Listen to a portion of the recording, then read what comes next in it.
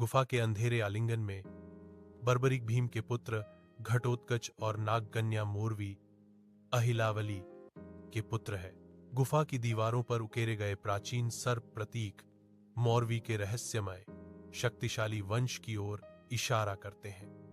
बचपन से ही वे बहुत वीर, दयालु और धर्मपरायण थे। बर्बरीक की आंखें एक असाधारण अलौकिक प्रकाश से चमक उठती हैं, जो उसकी भविष्य की महानता का पूर्वाभास कराती हैं। चमकीले सूरज के नीचे युवा बर्बरीक अन्य छात्रों के बीच हथियारों के साथ अभ्यास करते हुए अद्भुत शक्ति और कौशल का प्रदर्शन करता है। कोमल देखभाल के साथ वह धीरे से एक घायल पक्षी की सेवा करता है, जो असीम करुणा से भरे दिल को दर्शाता है। उनके गुरु एक कोमल मुस्कान के साथ देखते हैं, बालक के भीतर छिपी असाधारण क्षमता को पहचानते हुए। टिमटिमाते तेल के दीपक की रोशनी में घटोत्कच का विशालकाय शरीर लंबी छाया डालता है। उसकी गहरी आवाज प्राचीन युद्धों की कहानियों से गूंज रही है। बर्बरीक ध्यान से सुनता है। उसकी युवा आंखें दृढ़ संकल्प और गहरी जिज्ञासा से चमक रही हैं। पिताजी, एक सच्चा योद्धा कौन होता है? घटोत्कच की दृष्टि में ज्ञान है जब वह उत्तर देता है, एक सच्चा योद्धा केवल बलवान नहीं बल्कि धर्मी भी होता है। अंधेरी जंगल की गुफा में तपस्वी बर्बरीक का भगवान शिव की गहन तपस्या में निश्चल बैठे हैं। उनके चारों ओर एक दिव्य आभा विकीर्ण हो रही है।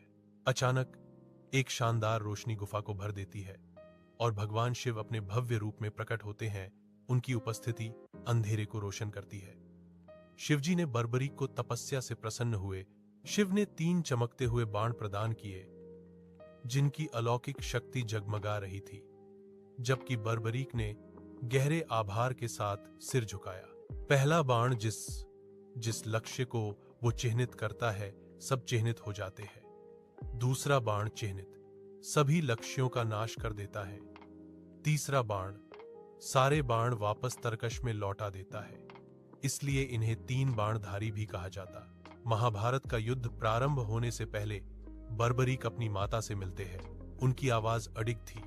उन्होंने घोषणा की, मां, मैं हमेशा हारने वाले पक्ष का समर्थन करने, धर्म और न्याय को बनाए रखने का संकल्प लेता हूं। कुरुक्षेत्र के विशाल मैदानों में सुबह की सूरज की पहली किरणें फैल रही हैं, जो युद्ध के लिए तैयार 2 सेनाओं को रोशन कर रही हैं। अपनी मां को वचन देने और हारने वाले पक्ष की मदद करने से उनका नाम हारे का सहारा पड़ा।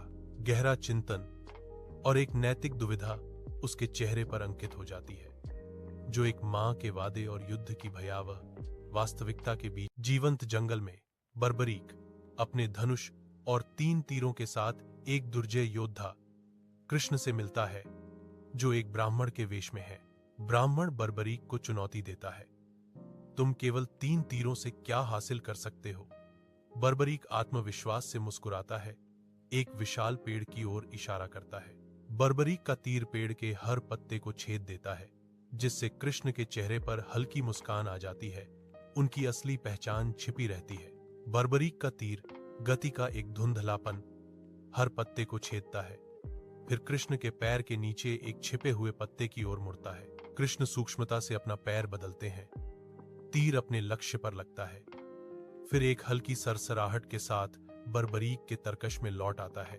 ब्राह्मण कृष्ण में बदल जाता है, जो कहते हैं, मैं दान में तुम्हारा सिर मांगता हूं। बर्बरीक अपनी तलवार निकालता है, दृढ़ता से। युद्ध से क्षत विक्षत विशाल कुरुक्षेत्र युद्ध भूमि अब भी शांत पड़ी है, जहां टूटे हुए रथ और खंडित ध्वज क्रूर संघर्ष के गवाह है। एक ऊंचे स्थान पर स्थित बर्बरीक का कटा हुआ सिर, आंखें खुली हुई, पांडवों और कृष्ण के पास आने पर सुनसान विस्तार का सर्वेक्षण करता है। श्री कृष्ण ने उनके त्याग से प्रसन्न होकर उन्हें वरदान दिया कि कलयुग में तुम मेरे नाम से पूजे जाओगे और तुम्हारी पूजा से भक्तों की मनोकामना पूर्ण होगी। जैसे ही कुरुक्षेत्र के युद्ध के मैदान में गोधूली छा जाती है, बर्बरीक का सिर युद्ध की धूल और शांति के बीच एक ऊंचे टीले पर टिका हुआ है। युधिष्ठिर पांडवों और कृष्ण के साथ खड़े होकर पूछते हैं, बर्बरीक, तुमने क्या देखा? इस जीत का श्रेय किसे जाता है? बर्बरीक की आंखों से एक दिव्य चमक निकलती है। जो युद्ध की क्रूरता और उसके पीछे की अपार शक्ति को दर्शाती है। यह सब श्री कृष्ण की लीला और सुदर्शन चक्र की कृपा से हुआ है। राजस्थान के सीकर जिले के खाटू गांव में उनका प्रसिद्ध मंदिर है, जहां भक्त दर्शन करने जाते हैं और यहां फाल्गुन माह में मेला भी लगता है। बोलो खाटू नरेश की जय, हरे के सहारे की जय।